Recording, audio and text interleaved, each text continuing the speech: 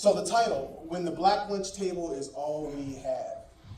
So just to give you guys an idea, when you go to a school where it's 5% African American, it's easy to get lost, and it's easy to not have a power base of people that look like you, that share their commonality with you. So when you look at the lunch table here, and you think about when you were in school and all the lunch tables, let's say there were 30 of them. So we, in my school, we had one lunch table that was dominated by African Americans.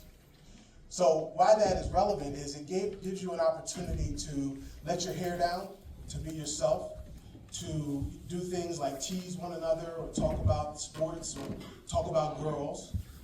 So there's a lot of things you can do at that lunch table that you can't do generally with everybody else. If you see the picture in the middle, I show this was a picture in the yearbook.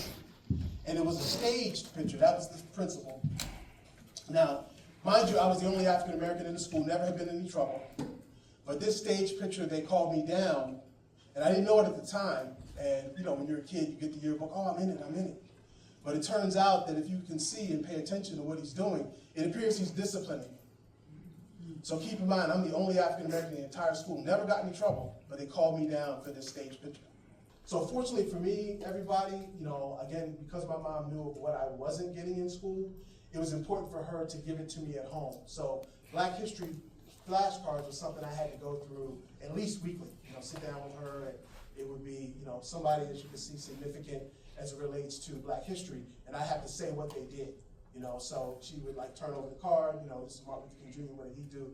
So again, that gave me a real foundation and a Black pride that a lot of my friends didn't have, you know, so that's something that I was able to walk away with, and I think that's what led to me doing things like be president of the Black Student Union and really wanted to instill Black pride in the other students. So how did where I grew up, how did it shape my life? You know, how did it, you know, the impact of what I went through, how did it shape my life? And that's a house in the neighborhood I grew up in. So again, I mentioned townhouse, it's a similar house to where we live. So for me, it gives me comfort with people with differences. You know, I'm very comfortable being around people who are different than me. You know, I can strike up conversations, I can, you know, smile, I can not avoid people just because we have a difference in race, ethnicity, culture. And like I said, that's a little different than my friends from either the city or from the South. You know, they don't feel as comfortable, it's not as natural to them to, you know, carry on these conversations, to build friendships, to build rapport. They're not as comfortable doing that. So I will admit that there was a challenge with my confidence and my confidence, right? That I had some insecurity. Like I said, when you walk into school as a 6-year-old and you're the only one that looks like you besides the janitors, you know, that certainly can have a big impact on the way you view yourself, you know? And so that's taken time, you know, over the course of my life to bounce back from those kind of early years of feeling insecure. Now, educational aspirations, I mentioned about the Jack and Jill experience, but also going to a fine school district like Trinidad and Easttown, basically everybody, you know, went to college. You know, very few people in our classes, Derek's over there, you know, everybody primarily was going on to college, you know. So, you know, we used to have these, at the end of the year, they used to put a map out with where the students were going, and it was almost all of our graduating class was going to some college. So it's like that influence was, you know, on me. You know, my friends, you know, my peers and so forth were going on to college, so it was part of the motivation for me to go as well. And I mentioned about the desire for the HBCU experience because of my experience growing up here. Now that I spent time in corporate America and so forth, and Ivy would be the only one, let's say, African American in the meeting, or we go on a business retreat, and I'd be the only African American there.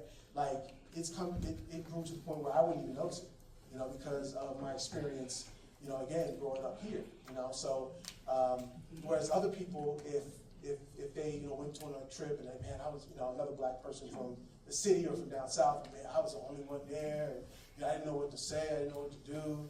You know, I just, you know, was holed up in my room the whole time. Whereas I'm like, you know, hey, look, I didn't even notice it. I was out, you know, fellowshipping with everybody. So my girlfriend's there, so she doesn't want to hear this. But Growing up here gave me the opportunity to find beauty in all kinds of ways. You know, I have friends, again, from like the city or from down south that grew up in a primarily African American community. They don't see anything but beauty in besides African American women. You know, whereas because of that was what I saw and grew up with, you know, I can say, okay, you know, let's say Christy Brinkley or somebody, I can say, oh, she's beautiful, you know, whereas they'd be like, oh, what do you see? You know what I mean? But that, you know, like I said, I was attuned to that because of where I grew up. Now for me, I did have city living envy. You know, I do have some family in the city, you know, let's say in Philadelphia, some cousins and so forth. So I would go spend time with them growing up. You know, we go and we play, you know, stickball in the street or football in the street and different things like that.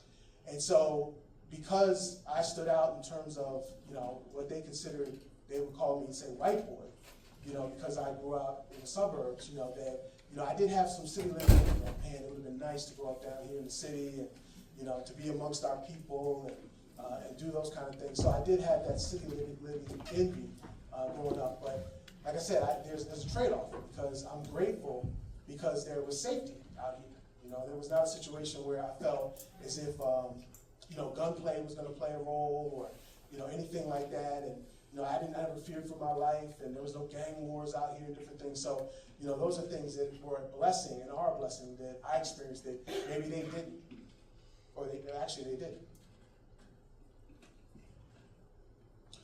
And also growing up here, it does make you, or gives you an opportunity to be an effective communicator. You know, mentioned to you guys that unfortunately sometimes in, let's say the city, those city cousins and so forth, they would call me, you know, let's say white boy, and part of that was because of the way that I would speak, you know, and the way that they would look at it would, unfortunately, they would consider speaking proper to be, in their mind, speaking white, you know, which is unfortunate to think that way, but that's the way they would look at it. So they go, oh, you're a white boy, you sound like a white boy, you know, that's the way they would look at it. And then communication is not always how you speak, but it's also what you have to speak about. So again, you know, because I grew up out here, I was able to, I am able to talk about topics that that everybody knows, that the majority of people know, you know. So whereas my friends in the city, cousins in the city, they can only, a lot of them can only talk about certain things, whereas my world is broad. You know, I can talk about, I mentioned Christy Brinkley, like if I would say that to, growing up to some of them, they'd be like, who was that, you know? Whereas I could have those kind of conversations. I can, you know, pop culture for me was open to everybody and not just, you know, a select crew. Just wanted to know your thoughts on the climate today with DEI being done away with in organizations, and just all around. What are your thoughts on that as a result of, you know, your desire to bring everybody together as opposed to and with some diversification? Sure. Well, honestly, I'm disappointed in the direction that things are taking as far as not allowing or not being a proponent of diversity. And diversity comes in different shapes, right? So it's not simply just race, you know, but it's gender, it's disability. You know, there's so many things that, you know, you should include, and I think it's good for business. You know, I just think it's good for business. I think that it gives you another perspective that you ordinarily wouldn't have, right? And I think that, you know, what ends up happening is that people bring, again, their backgrounds, and they can appeal also to the demographic they represent, right? So if you're in a business and, you know, let's say like a McDonald's, and you know how to reach your demographic because of your experience, that's something that you bring to the table that not everybody brings. Also, when I mentioned about different ethnicities as far as gender, and also gender and disabilities, there's a certain toughness that comes from those experiences and living those experiences. And I think it's good for business because, again, you have that resilience that you may not have had by these people representing these groups. So it's a disappointment, and you know, and unfortunately, the reason there's even a DEI program at all is that, you know, these type of groups, you know what I'm saying, were left out. You know, and like I said, if you look at it like this, that if you are, and this will probably serve for anybody who's in the majority, but if you hire people, you oftentimes are going to hire people that look like you, you know, without any type, if you don't have like a program that requires you to look at people who are different than you. Because let's face it, if you look at a resume and somebody went to your college, then you're going to be more inclined to, oh, let me give this person a chance, right? You know, if they, maybe their daughters went to your college you went to. So there's that kind of common thread between you and that applicant that gives them an advantage, right? So with a lot of people who aren't necessarily, let's say, you know, African Americans who went to an HBCU, that they don't have that kind of commonality with the person who's hiring, right? So, you know, it's important, again, to kind of have that safeguard saying, we will still give an opportunity or a second review of people who don't have those type of relationships that we have. So let me ask you, who's ever done a line dance at a wedding or at what else? Line dance at weddings or at an event? All right? There's something about line dances that brings people together, right? I don't know what it is. I don't know if it's the music. I don't know if it's the dancing. I don't know what it is. But it brings people together and they let their hair down, and it doesn't matter what you look like, you have a great time.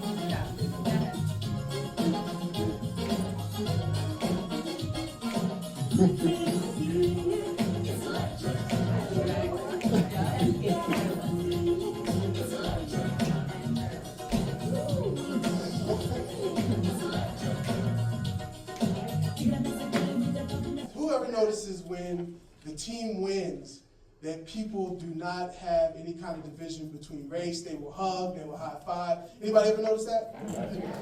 You be in the streets and people high five you, hug, and you know, and everything else, celebrate and everything else. Nothing stands between you. So why can't we have that attitude all the time, guys? Why can't we have that attitude all the time? It's something that could be achieved. So we're gonna do light squad. We gotta pull for our team, right? Yeah. Are you ready?